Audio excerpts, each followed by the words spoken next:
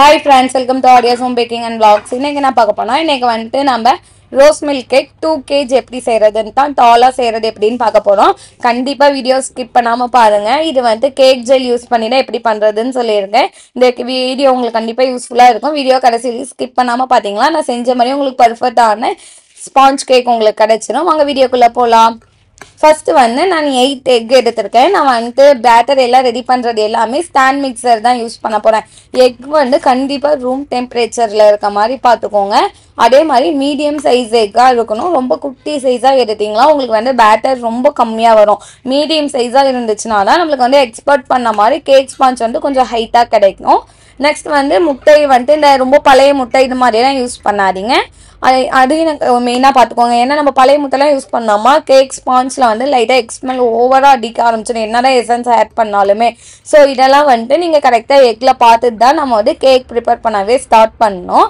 அதே மாதிரி எக் உடச்சி விட்டும் போது நம்ம சேலுக்குலாம் கொடுக்குற மாதிரி இருந்துச்சுன்னா அந்த ஓடு எதுவுமே வந்துட்டு அந்த கேக் நம்ம ஸ்பான்ஸ் ரெடி பண்ணுறோம்ல அதில் விழாத மாதிரி கேக்கை உடச்சி ஊற்றிக்கோங்க. அது வந்து ரொம்ப ரொம்ப மெயின் திங்க் வந்து அதுதான். ஏன்னா ஒன்ஸ் நம்மள்ட்ட கேக் வாங்கிட்டு அந்த முட்டை ஓடு இருந்துச்சுன்னா வச்சுக்கோங்களேன் நெக்ஸ்ட் டைம் நம்ம கிட்ட வாங்கவே எல்லாம் யோசிப்பாங்க.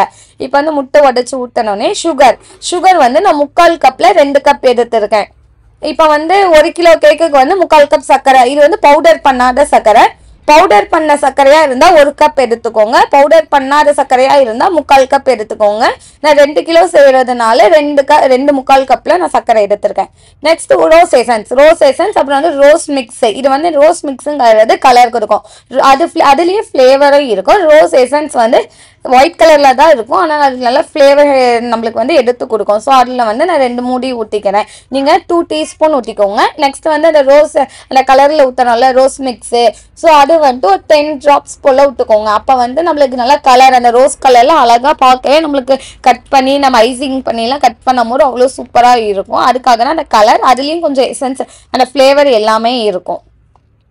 நெக்ஸ்ட் வந்து 1 பிஞ்ச் சால்ட் ஆட் பண்ணிவிட்டு ஃபர்ஸ்ட் ஸ்பீடில் சுகர் நல்லா மெல்ட் ஆகிற வரைக்கும் ஸ்டாண்ட் மிக்சராக இருக்கட்டும் ஹேண்ட் பீட்டர் எல்லாத்துலேயுமே நம்ம ஃபர்ஸ்ட் ஸ்பீடில் தான் நம்ம கேக் வந்து ப்ரிப்பேர் பண்ணோம். என்றைக்குமே நம்ம வந்து ஹை ஸ்பீட் போடவே கூடாது. ஃபர்ஸ்ட் ஸ்பீடில் தான் சுகர் கம்ப்ளீட்டாக மெல்ட் ஆகிற வரைக்கும் நாம் வந்து பீட் பண்ணி எடுக்கணும். ஆல்ரெடி நான் லாஸ்ட் வீடியோவில் வந்துட்டு ஹேண்ட் பீட்டர் யூஸ் பண்ணி எப்படி கேக் செய்கிறதுன்னு பிளாக் ஃபாரஸ்ட் கேக் போட்டிருப்பேன். ஸோ உங்களுக்கு வந்து ஹேண்ட் பீட்டர் யூஸ் பண்ணி எப்படி செய்யணும்னு தெரியணும்னா நீங்கள் அந்த வீடியோ கண்டிப்பாக போய் பாருங்கள். நான் டிஸ்கிரிப்ஷனில் உங்களுக்கு லிங்க் கொடுக்குறேன். இப்போ பாருங்கள் உங்களுக்கு பார்த்தாவே தெரியும். நான் வந்து 2 ஸ்பீடு ஃபர்ஸ்ட் ஸ்பீடில் கொஞ்சம் நேரம் பீட் பண்ணிவிட்டு நெக்ஸ்ட் வந்து செகண்ட் ஸ்பீடில் போட்டு ஓரளவுக்கு நல்லா சுகர் கம்ப்ளீட்டாக மெல்ட் ஆகிற வரைக்கும் பீட் பண்ணிக்கோங்க. அதுக்கப்புறம் நல்லா மெல்ட் ஆனதுக்கப்புறம் ஹை ஸ்பீடு எண்ணில் வந்து 10 வரைக்கும் இருக்குது. நான் வந்து அகரோ ஸ்டாண்ட் மிக்சர் தான் வச்சுருக்கேன். அதில் வந்து 10 வரைக்கும் இருக்குது. எனக்கு வந்து 10 வந்து ரொம்ப ஓவர் ஸ்பீடாக தெரிஞ்சதுனால நான் வந்து 7, 8 இது 2ல் தான் வந்து ஹை ஸ்பீடுக்கு யூஸ் பண்ணுவேன். ஸோ நான் வந்து 8 ஸ்பீடில் வச்சு நல்லா ஒரு 5 மினிட்ஸ் 4 மினிட்ஸ் நல்லா 4 to 5 மினிட்ஸ் நல்லா பீட் பண்ணிங்களா நம்மளுக்கு கேக் அந்த வந்து நல்லா க்ரீமியாக இது மாதிரி நல்லா பொங்கி வரும். பீட் ஆகி கிடைக்கும் ஃப்ளஃபியாக. நெக்ஸ்ட் வந்து இப்போ நம்ம மைதா ஆட் பண்ணிக்கலாம். மைதா வந்து 2 கப் 250 கிராம் கப்பில் வந்து 2 கப் மைதா ஆட் பண்ணிக்கோங்க. அழுத்தி எடுக்கக்கூடாது. லெவல் பண்ணி நம்ம நார்மலாக எடுத்துக்கோங்க. அழுத்தி எடுத்திங்களா வந்து நம்மளுக்கு வந்து அந்த இது மெஷர்மெண்ட் வந்து மாறிடும். ஸோ நம்ம கேக் நார்மலாக மைதா அள்ளிட்டு அது லெவல் பண்ணிவிட்டு ஆட் பண்ணிக்கோங்க. மைதா ஆட் பண்ணிவிட்டு ஃபஸ்ட்டு ஸ்பீடில் ஒரே ஒரு ஸ்பீட் கொடுத்துருங்க. சரிங்களா? ஒரே ஒரு டைம் சுத்த விட்டுட்டு கேக் ஜெல் ஆட் பண்ணிக்கலாம். நான் கேக் ஜெல் வந்து எப்பயுமே டவர் பிராண்ட் தான் யூஸ் பண்ணுவேன். 2 டீஸ்பூன் 1 kgக்கு 1 டீஸ்பூன் 2 kgக்கு 2 டீஸ்பூன் போல் நம்ம கேக் ஜெல் ஆட் பண்ணிக்கணும்.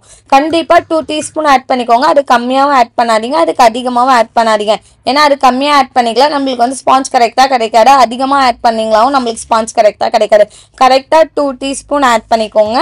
அதே மாதிரி கேக் ஜெல் ஆட் பண்ணி செய்கிறது பிரச்சனை இல்லை. கேக் ஜெல் வந்து நல்லா மிக்ஸ் ஆகி கிடைக்கணும். ஏன்னா வந்து கேக் ஜெல் போட்டு நம்ம ஹை ஸ்பீடு அகைன் கேக் ஜெல்லும் மைதாவும் ஆட் பண்ண உடனே மைதா ஃபஸ்ட்டு ஆட் பண்ணி ஃபஸ்ட்டு ஸ்பீடில் சுற்ற விட்டுட்டு அப்புறம் கேக் ஜெல் ஆட் பண்ணிக்கோங்க. கேக் ஜெல் ஆட் பண்ணிவிட்டு 8 ஸ்பீடில் வச்சு நல்லா ஃப்ளஃபியாக அந்த கலர் நம்மளுக்கு சேஞ்ச் ஆகி கிடைக்கும். இப்போ கொஞ்சம் டார்க் பிங்க் கலர் ரோஸ் கலராக இருக்கிறது கொஞ்சம் லைட் ரோஸ் கலராக ஆகிற வரைக்கும் நல்லா பீட் பண்ணி எடுத்துக்கோங்க. நம்ம வந்து மைதா ஆட் பண்ண உடனே அந்த முட்டை நல்லா ஃப்ளஃபியாக இருக்கலாம். அதில் வந்து லைட்டாக எப்படியா இருந்தாலும் குறையும். ஸோ அப்படி குறையும் போது அந்த சைடில் இருக்குல்ல நம்ம அதெல்லாம் ஒரு ஸ்பேச்சுலா வச்சு எடுத்து உள்ளே விட்டுட்டு ஹை ஸ்பீட் அகெயின் போட்டு நல்லா 4 to 5 minutes again 4 to 5 minutes நல்லா பீட் பண்ணி எடுத்துக்கோங்க. உங்களுக்கு அந்த பேட்டர் பார்த்தீங்களாவே உங்களுக்கு வந்து நல்லா கெட்டியா இருக்கும். ஃபர்ஸ்ட் வந்து இந்த ரிப்பன் கன்சிஸ்டன்சி போல இருக்கும். ஸோ வந்து ஓரளவுக்கு நல்லா கெட்டியான மாதிரி இருக்கும். ஓகேங்களா?